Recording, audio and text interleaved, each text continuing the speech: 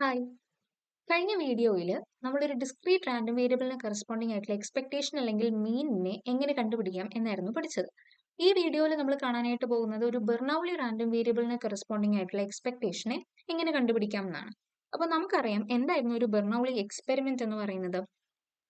ഒരു എക്സ്പെരിമെന്റ് നടത്തുമ്പോൾ അവിടെ സക്സസ് അല്ലെങ്കിൽ ഫെയിലിയർ മാത്രമേ നടക്കാൻ ചാൻസ് ഉള്ളൂ എങ്കിൽ അങ്ങനെയുള്ള എക്സ്പെരിമെന്റിനെ ആയിരുന്നു നമ്മൾ ബെർണൗളി എക്സ്പെരിമെന്റ് എന്ന് പറയുന്നത്. സോ അങ്ങനെയുള്ള കേസസിൽ എക്സ് എന്ന റാൻഡം വേരിയബിൾ എടുക്കുന്നത് രണ്ടേ രണ്ട് വാല്യൂസേ ഉള്ളൂ.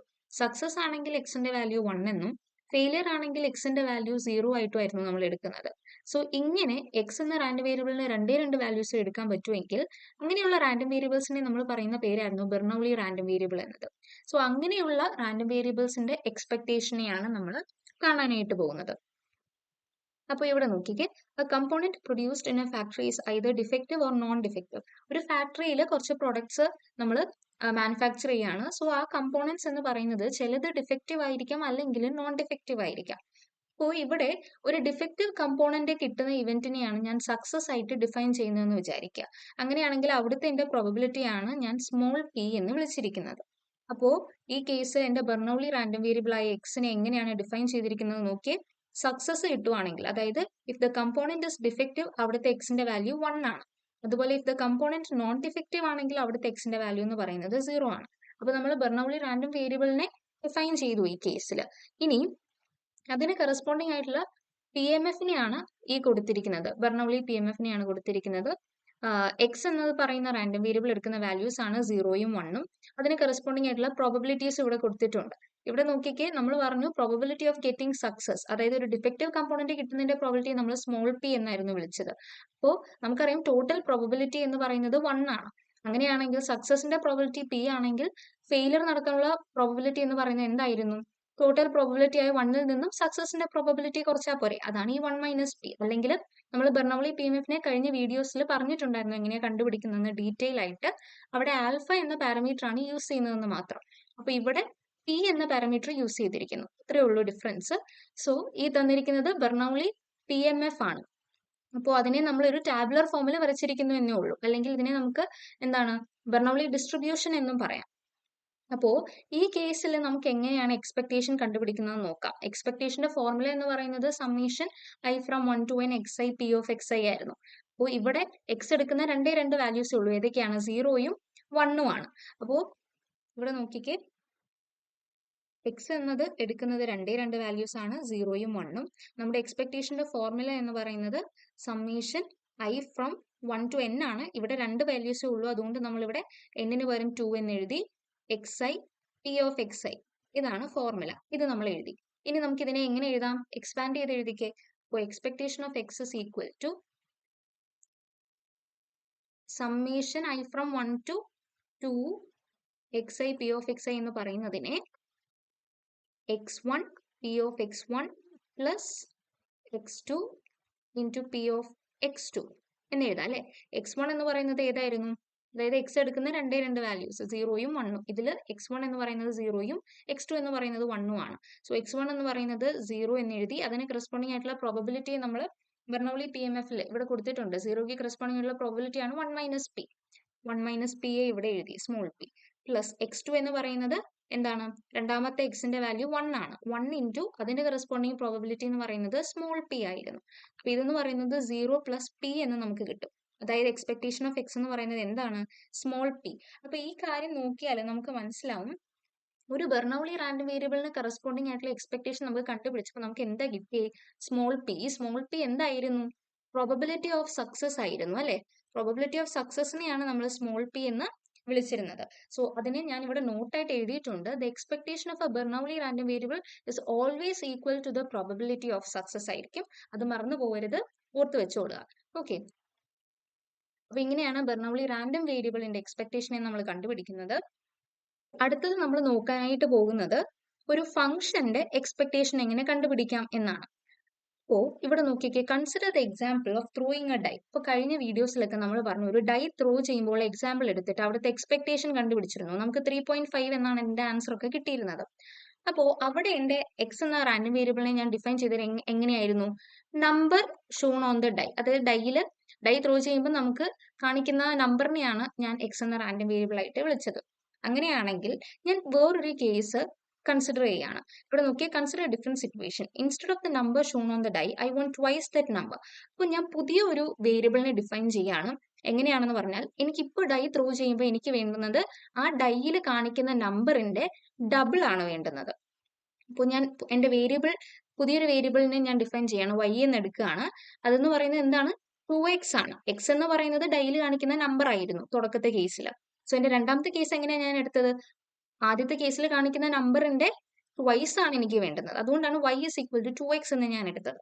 അപ്പോൾ ഈ കേസിൽ ഇവിടെ നമ്മൾ കണ്ടുപിടിക്കാനായിട്ട് പോകുന്നത് എന്താണ്? എക്സ്പെക്ടേഷൻ ഓഫ് y ആണ് നമുക്ക് വേണ്ടുന്നത്. അപ്പോൾ എക്സ്പെക്ടേഷൻ ഓഫ് y എന്ന് പറയുന്നതിനെ നമുക്ക് summation y into P of X എന്ന് എഴുതാം. ഈ y എന്ന് പറയുന്നത് എന്തുവാ? എക്സിന്റെ ടേംസിലുള്ള ഒരു ഫംഗ്ഷൻ ആയിട്ടാണ് y എടുത്തിരിക്കുന്നത് അല്ലെ. അപ്പോൾ y is equal to ഞാനൊരു ഫംഗ്ഷൻ ആയിട്ട് എഴുതുകയാണ്, എക്സിന്റെ ടേംസിലുള്ള ഒരു ഫംഗ്ഷൻ ആയിട്ട് h ഓഫ് എക്സ് എന്ന് എടുക്കുകയാണെന്ന് വിചാരിക്കാം. അങ്ങനെയാണെങ്കിൽ expectation of h of X എന്ന് പറഞ്ഞാൽ എന്തായിരിക്കും? Expectation of h of X, ഇതാണ് എക്സ്പെക്ടേഷൻ ഓഫ് എ ഫംഗ്ഷൻ. അതെങ്ങനെയാ ഡിഫൈൻ ചെയ്യുന്നത് നോക്കാം. Summation h of X into P of X, ഇങ്ങനെയാണ് നമ്മൾ ഡിഫൈൻ ചെയ്യുന്നത്. അപ്പൊ ഇത് വെച്ചിട്ടുള്ള ഒരു എക്സാമ്പിൾ നമുക്ക് നോക്കാം. ഇവിടെ നോക്കിക്കേ, നമ്മൾ പറഞ്ഞു നമ്മുടെ ഫംഗ്ഷൻ എന്തായിരുന്നു? 2x ആണ്. അതിന് കറസ്പോണ്ടിങ് ആയിട്ടുള്ള എക്സ്പെക്ടേഷൻ ആണ് നമുക്ക് വേണ്ടുന്നത്. So expectation of 2x is equal to summation 2xi p of xi. കാരണം നമ്മുടെ ഫംഗ്ഷൻ എന്താണ്? 2x ആണ്. അപ്പൊ ഇവിടെ സാധാ എക്സ്പെക്ടേഷൻ ഓഫ് എക്സ് എന്ന് മാത്രമേ ഉണ്ടായിരുന്നുള്ളെങ്കിൽ നമ്മുടെ ഫോർമുല എന്തായിരുന്നു? Summation xi p of xi എന്നേ ഉണ്ടായിരുന്നുള്ളൂ. പക്ഷെ ഇവിടെ നമുക്ക് വേണ്ടുന്നത് എന്താ? 2xന്റെ എക്സ്പെക്ടേഷൻ ആണ്. അതുകൊണ്ടാണ് ഈ ഫോർമുല ഇവിടെ മാറി. ഇവിടെ നോക്കിയ summation 2xi into P of X I എന്ന് വന്നു. അപ്പോൾ അതിനെ എക്സ്പാൻഡ് ചെയ്ത് എഴുതുമ്പോൾ എങ്ങനെ എഴുതും? 2x1 into P of X one plus 2x2 into P of X two plus etcetera. അങ്ങനെ ഡൈയുടെ കേസിൽ x6 വരെ ഉണ്ട്. അതുകൊണ്ടാണ് 2x6 into P of x6 എന്ന് എഴുതിയിരിക്കുന്നത്. അപ്പോൾ അവിടെ എന്താ വരുന്നത്? നമ്മൾ ഡൈ ത്രോ ചെയ്യുന്ന കേസിൽ നമ്മുടെ എക്സിന്റെ വാല്യൂസ് എന്ന് പറയുന്നത് ഏതൊക്കെയായിരുന്നു? ഡൈ ത്രോ ചെയ്യുമ്പോൾ എക്സ് എടുക്കുന്ന വാല്യൂസ് 1 തൊട്ട് 6 വരെ ആയിരുന്നു. അപ്പൊ ഇതാണ് നമ്മുടെ x1, ഇത് x2, അങ്ങനെ ഇത് x6 ആയിരുന്നു. അപ്പൊ ഇവിടെ നമുക്ക് വേണ്ടുന്നത് എന്താണ്? സമ്മേഷൻ എക്സ്പെക്ടേഷൻ ഓഫ് 2x എന്ന് പറയുന്നത് is equal to summation 2xi into P of X I ആണ്. അതായത് ഇതിനെ ഡയറക്റ്റ് ആയിട്ട് എക്സ്പാൻഡ് ചെയ്യുമ്പോഴത്തേക്കും 2x1 into P of X one plus 2x2 into P of X two 2x6 into P of x6 വരെ വേണം. So അതിനെയാണ് നമ്മൾ എന്തായിട്ട് എഴുതിയിരിക്കുന്നത്? ഇവിടെ 2 ഇൻറ്റു x1 എന്ന് പറയുന്നത് എന്തായിരുന്നു? 1 ആയിരുന്നു. അപ്പൊ 2 ഇൻറ്റു x1 വരെ 1 എഴുതി. നമുക്ക് ഡൈ ത്രോ ചെയ്യുന്ന കേസിൽ ഓരോന്നും കിട്ടാനുള്ള പ്രോബബിലിറ്റി എത്രയായിരുന്നു? 1/6 ആയിരുന്നു.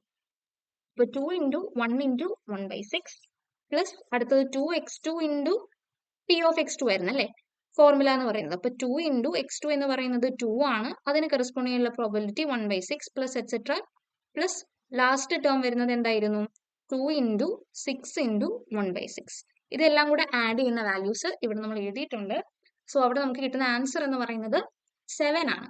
അപ്പോൾ ഇവിടെ ഒരു കാര്യം ശ്രദ്ധിച്ചേ, നമ്മൾ ഫസ്റ്റ് കേസിൽ expectation of X dye throw ചെയ്യുമ്പോൾ എക്സ്പെക്ടേഷൻ ഓഫ് എക്സ് നമുക്ക് കിട്ടിയത് 3.5 ആയിരുന്നു. അപ്പൊ രണ്ടാമത്തെ കേസിൽ നമ്മൾ ഡബിൾ ദാറ്റ് നമ്പർ എടുത്തപ്പോൾ അല്ലെങ്കിൽ ട്വൈസ് ദാറ്റ് നമ്പർ ആ കേസ് കൺസിഡർ ചെയ്തപ്പോൾ എക്സ്പെക്ടേഷൻ ഓഫ് 2x എന്ന് പറയുന്നത് നമുക്ക് എന്താ കിട്ടിയത്? 7 ആണ്.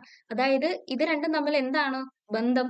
ഇത് നോക്കി, എക്സ്പെക്ടേഷൻ ഓഫ് 2x എന്ന് പറയുന്നത് 2 ഇൻറ്റു എക്സ്പെക്ടേഷൻ ഓഫ് എക്സ് ആണ്. കാരണം ഇവിടെ നമുക്ക് കിട്ടിയത് 7 ആണ്. ആദ്യം കിട്ടിയ കേസിന്റെ ഡബിൾ ആണ് ഇവിടെ കിട്ടിയത് അല്ലേ. അതുകൊണ്ടാണ് expectation of 2x is equal to 2 into expectation of X എന്നിവിടെ എഴുതിയിരിക്കുന്നത്. അപ്പോൾ ഇനി നമ്മൾ നോക്കാനായിട്ട് പോകുന്നത് എക്സ്പെക്ടേഷന്റെ കുറച്ച് പ്രോപ്പർട്ടീസ് ആണ്. അപ്പൊ ഇവിടെ നോക്കിക്കേ, let X and Y be discrete random variables. എക്സും വൈയും എന്ന് പറയുന്നത് രണ്ട് ഡിസ്ക്രീറ്റ് ആയിട്ടുള്ള റാൻഡം വേരിയബിൾസ് ആണ്. എയും ബിയും സിയും ഇതെന്താണ്? നമ്മൾ കുറച്ച് കോൺസ്റ്റൻസ് ആയിട്ട് എടുത്തിരിക്കുക. അങ്ങനെയാണെങ്കിൽ നമ്മുടെ ഫസ്റ്റ് പ്രോപ്പർട്ടി എന്ന് പറയുന്നത് expectation of X plus Y എന്ന് പറയുന്നത് expectation of X plus expectation of Y. നമ്മൾ ഒരുമിച്ച് എക്സിനെയും വൈനെയും കൂടെ ആഡ് ചെയ്തിട്ട് അവരുടെ എക്സ്പെക്ടേഷൻ കണ്ടുപിടിക്കുന്നതും എക്സിന്റെയും വൈയുടെയും സെപ്പറേറ്റ് എക്സ്പെക്ടേഷൻ എടുത്ത് ആഡ് ചെയ്യുന്നതും സെയിം ആയിരിക്കും എന്നാണ് പറയുന്നത്. ഓക്കെ, ഇനി എക്സ്പെക്ടേഷൻ ഓഫ് എ കോൺസ്റ്റന്റ് എന്ന് പറയുന്നത് എപ്പോഴും ആ കോൺസ്റ്റന്റ് തന്നെ വരത്തുള്ളൂ. വേറെ വ്യത്യാസം ഒന്നും വരില്ല. അപ്പൊ എക്സ്പെക്ടേഷൻ ഓഫ് എ കോൺസ്റ്റന്റ് എന്ന് പറയുന്നത് എന്ത് തന്നെയാണ്? ആ കോൺസ്റ്റന്റ് തന്നെയാണ്. അടുത്തത് expectation of linear function. Linear function എന്ന് പറഞ്ഞാൽ എന്താണെന്ന് അറിയാമോ? ax പ്ലസ് ബി, ഈ ഫോമിലുള്ള ഫംഗ്ഷൻസിനെയാണ് നമ്മൾ ലീനിയർ ഫംഗ്ഷൻ എന്ന് പറയുന്നത്. സോ ലീനിയർ ഫംഗ്ഷന്റെ കേസിൽ നമ്മൾ എക്സ്പെക്ടേഷനെ എങ്ങനെയാണ് ഡിഫൈൻ ചെയ്യുന്നതെന്ന് നോക്കിക്കേ. Expectation of A linear function, expectation of ax plus b എന്ന് പറയുന്നതിനെ സ്പ്ലിറ്റ് ചെയ്താൽ എങ്ങനെ എഴുതാം? Expectation of ax plus expectation of b എന്ന് എഴുതാം. നമുക്കറിയാം എയും ബിയും എന്താണ്? കോൺസ്റ്റന്റ്സ് ആണ്. അപ്പൊ എക്സ്പെക്ടേഷൻ ഓഫ് axൽ നമുക്ക് ഈ a എന്ന് പറയുന്നതിനെ പുറത്തെടുക്കാം. കാരണം എക്സ്പെക്ടേഷൻ ഓഫ് a എന്താണ്? a തന്നെയാണ്. അതുകൊണ്ട് ആ കോൺസ്റ്റന്റിനെ ഞാൻ പുറത്തെടുത്തു. പിന്നെ ഉള്ളത് എക്സ്പെക്ടേഷൻ ഓഫ് എക്സ് ആണ്. അപ്പൊ a into expectation of X plus ഇവിടെ എന്താ? Expectation of b. അതെന്താണ്? കോൺസ്റ്റന്റ് ആണ് ബി. അതുകൊണ്ട് എക്സ്പെക്ടേഷൻ ഓഫ് ബി എന്ന് പറയുന്നത് ബി തന്നെയാണ്. അതുകൊണ്ടാണ് expectation of a x plus b എന്ന് പറയുന്നത് എന്തായത്? a into expectation of X plus b എന്നായത്. സോ ഈ പ്രോപ്പർട്ടീസ് വെച്ചിട്ട് ക്വസ്റ്റ്യൻസ് ഒക്കെ ചോദിക്കും. അപ്പോൾ ഇത് കറക്റ്റ് ആയിട്ട് ഈ ഫോർമുല അപ്ലൈ ചെയ്തിട്ട് നമുക്ക് എക്സ്പെക്ടേഷൻ കണ്ടുപിടിക്കാനായിട്ട് പറ്റും. ഓക്കെ, അപ്പൊ അടുത്ത വീഡിയോയിൽ നമ്മൾ ഒരു ഡിസ്ക്രീറ്റ് റാൻഡം വേരിയബിളിന്റെ വേരിയൻസ് എങ്ങനെ കണ്ടുപിടിക്കാം എന്നൊക്കെയാണ് പഠിക്കാനായിട്ട് പോകുന്നത്. അപ്പൊ ഈ വീഡിയോ ഇവിടെ വൈൻഡപ്പ് ചെയ്യാണ്. Thank you.